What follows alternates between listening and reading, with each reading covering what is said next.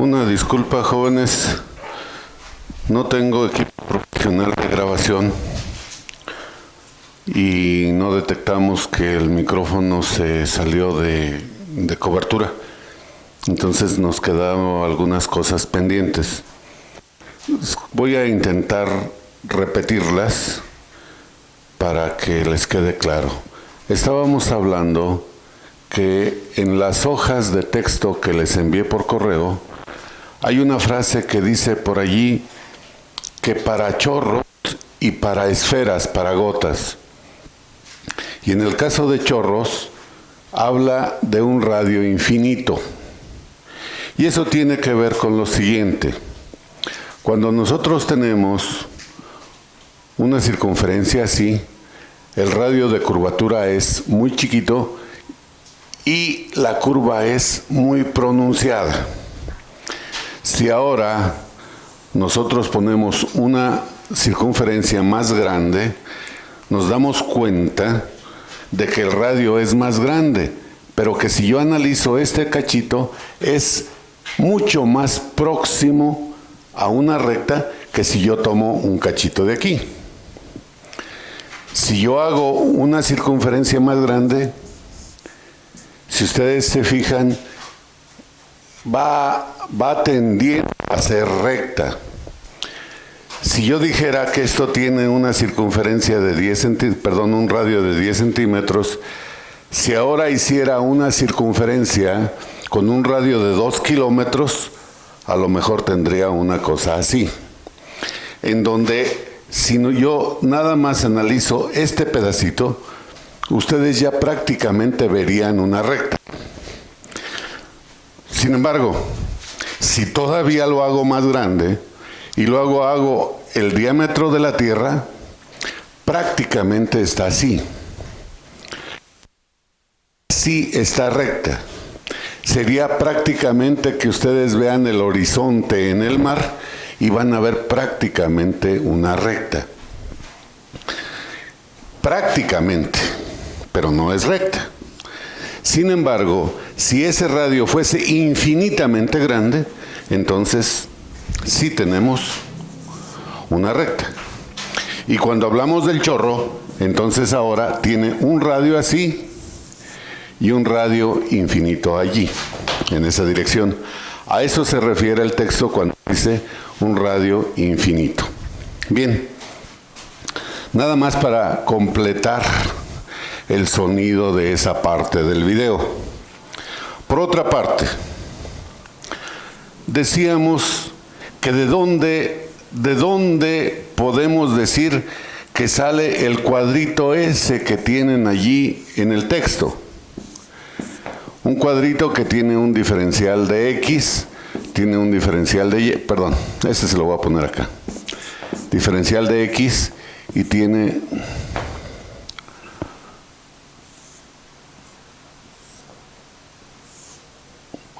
un ángulo beta y un radio 2.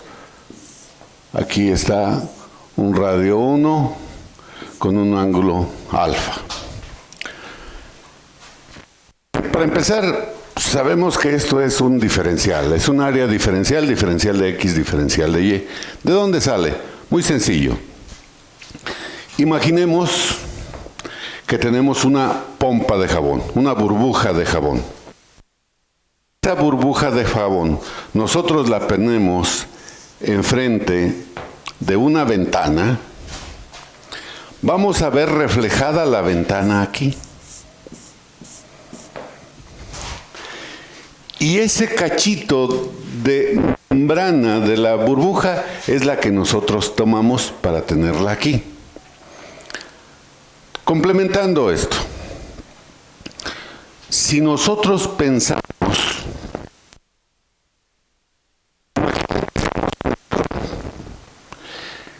en ese salón, le ponemos una manta colgando en el techo.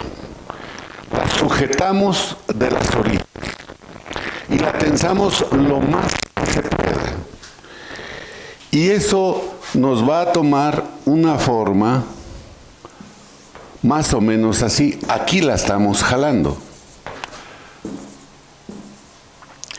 Y esa manta, esa tela que pusimos nosotros va a tomar una curvatura así.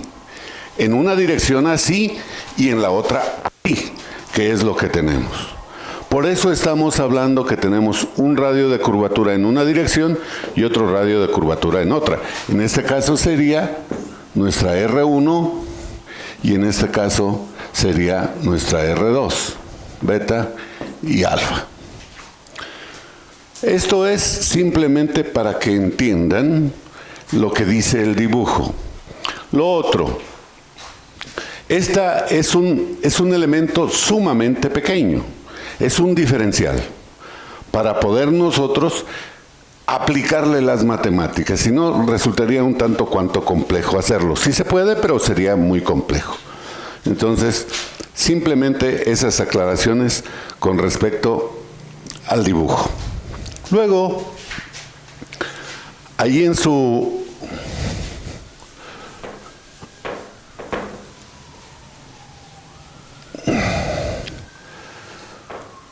el video dijimos nosotros, si nosotros tenemos un recipiente lleno con un fluido en reposo, y si nosotros ponemos aquí un popote, les decía allí, de esos popotes que ya casi no usan y que matan tortugas.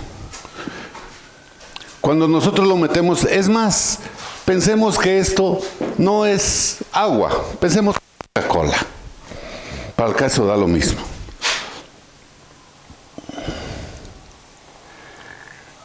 Y se sube la Coca-Cola hasta allí, o el agua. La pregunta sería, ¿cuánto se eleva esta H? ¿Cuánto vale? ¿Cómo podemos calcularla? Si nosotros revisamos, vamos a encontrar que la Coca-Cola, el fluido que tenemos allí, se está adhiriendo a las paredes del popote. Y si se está adhiriendo, quiere decir que hay una fuerza de atracción en las paredes.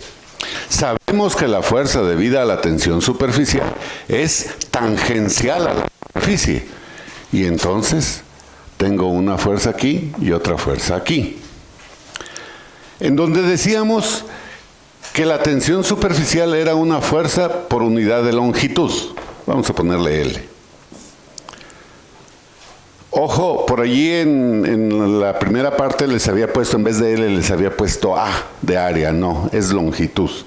Actúa en toda la periferia del popote, la periferia interna, obviamente,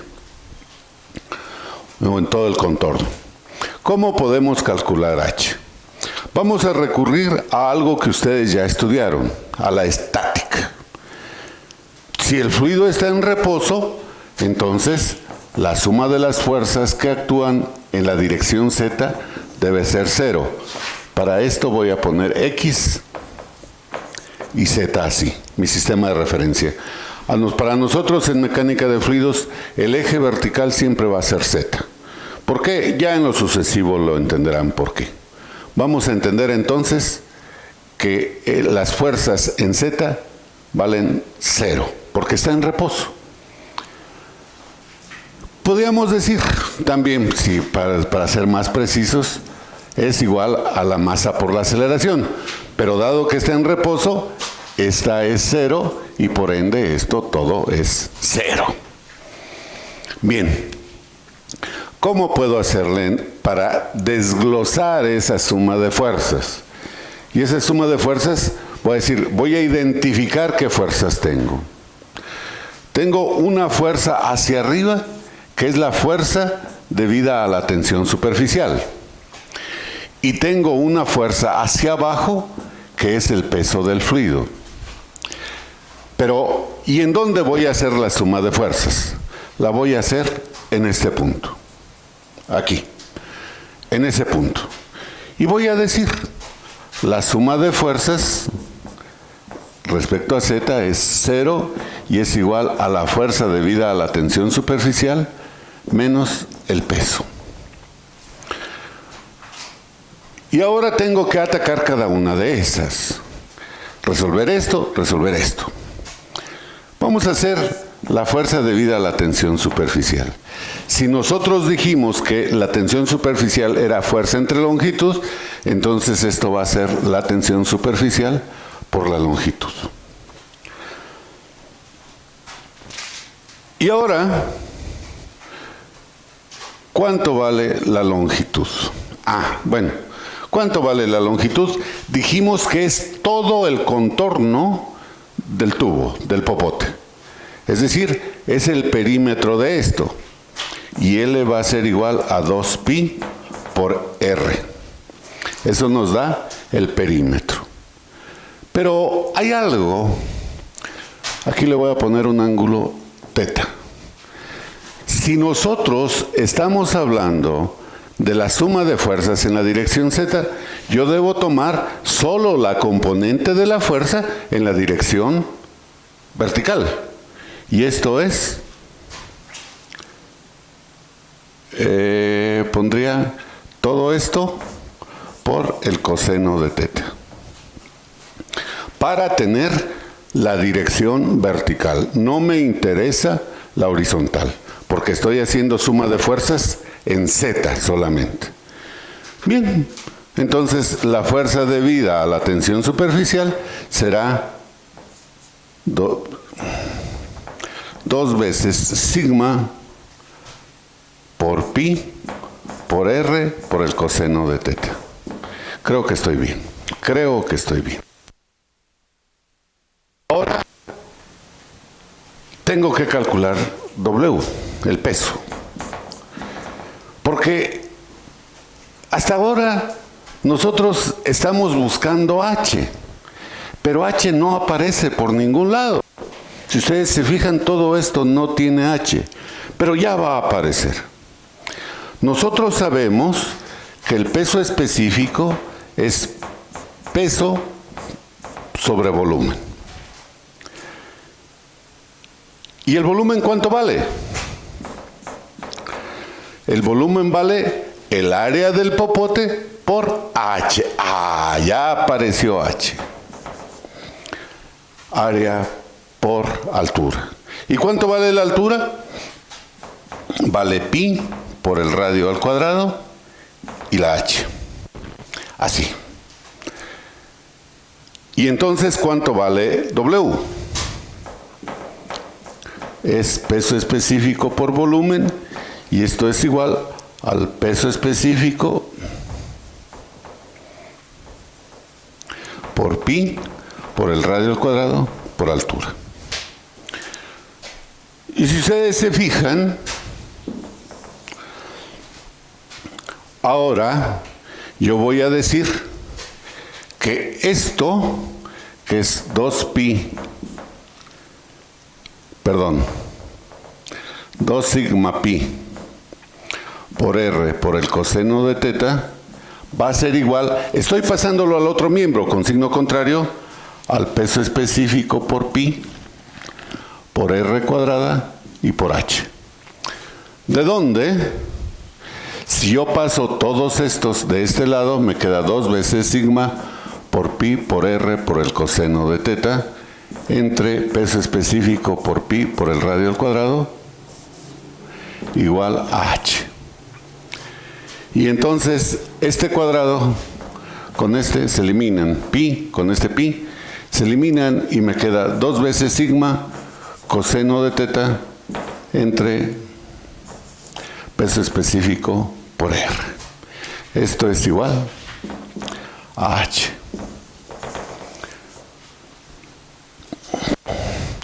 Afortunadamente, este sigma lo podemos encontrar en tablas. El mismo libro del que les pasé el texto, el Bernard, tiene varias tablas de esto. Tiene el Rocavilla, tiene el Hansen, tiene el White, tiene el Robertson. Todos traen tablas de la tensión superficial. Pero ojo, esa tensión superficial depende con qué líquido está en contacto.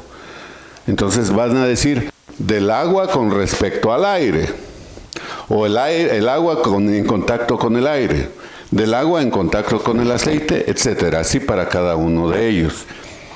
Pero podemos ver el caso contrario. Si nosotros no sabemos la tensión superficial y hacemos el experimento y vemos cuánto vale H, podemos calcular también la tensión superficial sin ningún problema. Porque esto es relativamente fácil de medir.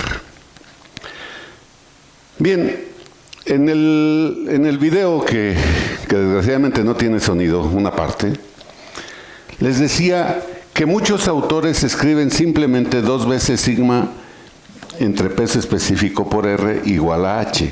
¿Qué pasó? Lo que pasa es que están diciendo que el coseno de teta vale 1. ¿Y eso de dónde surge? Sencillo. Si este es el popote, ellos suponen que la forma que toma allí es una semiesfera. Y como la fuerza debida a la tensión superficial es tangencial, entonces a la mitad de la esfera va a ser vertical. Y entonces teta es igual a 0 y por ende el coseno de teta es igual a 1. Y por eso ponen simplemente así. ¿Implica algún problema? Sí, estrictamente hablando, sí. Pero muchas veces para fines de cálculos de ingeniería en las que no son tan precisos, entonces sí podemos considerar que teta es 0 y simplemente lo reducimos a esto. Y con esto espero haber subsanado los errores que tuvimos de sonido. Sin embargo, quiero hacerles un comentario. Estoy tremendamente preocupado con su respuesta. Salvo 2 personas me han contestado las preguntas que les he. Puedo decir nombre y apellido, pero no me interesa. Eso es información para mí. Pero sí puedo decirles que parece ser que yo les estoy dando clase a 2 personas. Yo diría estrictamente como a 1:15, porque una persona me está preguntando, me está siguiendo, pero los otros no. Pregunto, ¿no están en clase? Y les voy a poner si al final de este correo yo no tengo al menos respuesta de que me digan sí, estoy viendo, los voy a dar de baja. Y obviamente al darlos de baja ya no tienen posibilidades de estarme, a lo mejor sí de estarme siguiendo, pero no de tener calificación, porque yo los estoy registrando. Yo tengo el registro de cómo me están siguiendo. Y aparentemente me están siguiendo, aparentemente. Sí pues, pero no basta con eso. La clase no es nada más lo que yo les doy, sino es lo que ustedes hacen. Y la única forma de aprender es con esa interacción. Con ese comentario termino con este tema. En lo sucesivo les voy a hacer algunas preguntas que ya son examen. Con relación a las preguntas que me han hecho, o que me ha hecho una persona, parece ser como que ignorando, y no es así. Precisamente en este video ya va a tener respuesta a eso, ya la va a tener, pero desde dentro de lo que vamos a ver. Con esto concluyo esta propiedad.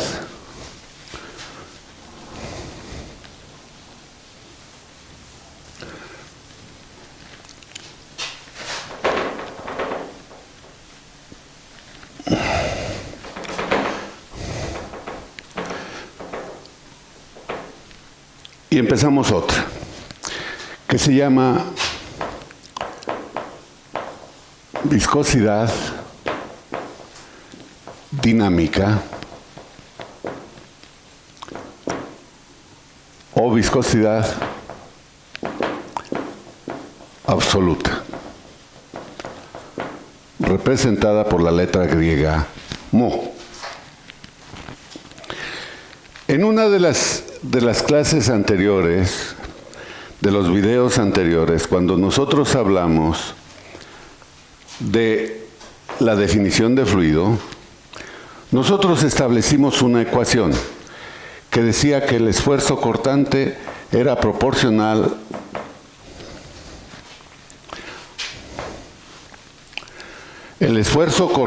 tau era proporcional a la deformación en el fluido dB en dy. Explicamos que era dB, explicamos que era dy. Y también dijimos, esto a final de cuentas es la ley de Hooke, no es otra cosa. Obviamente es una forma peculiar de medir la deformación, pero bueno, es una deformación. Y tenemos un esfuerzo cortante. Dijimos, si nosotros queremos convertir proporcionalidad en una igualdad, tenemos que agregar una constante, como en la ley de Hooke. Así, dB en dy. Y agregamos una constante. Una constante, cuando nosotros decimos de resortes, por ejemplo, que ustedes vieron el año pasado en estática, pues decían, el resorte tiene tal o cual constante. Pero ahora no va a ser tal o cual constante. Ahora va a ser una constante que se va a llamar mu, que se llama viscosidad. Pero es un concepto un tanto cuanto difícil de entender algunas veces. En sí el concepto es sumamente sencillo, pero a veces todas las implicaciones que tiene no son tan sencillas. ¿Y qué es la viscosidad? Así, hablando muy coloquialmente, podríamos decir, es la oposición que presenta un fluido a fluir, valga la redundancia, a escurrir, a desplazarse libremente.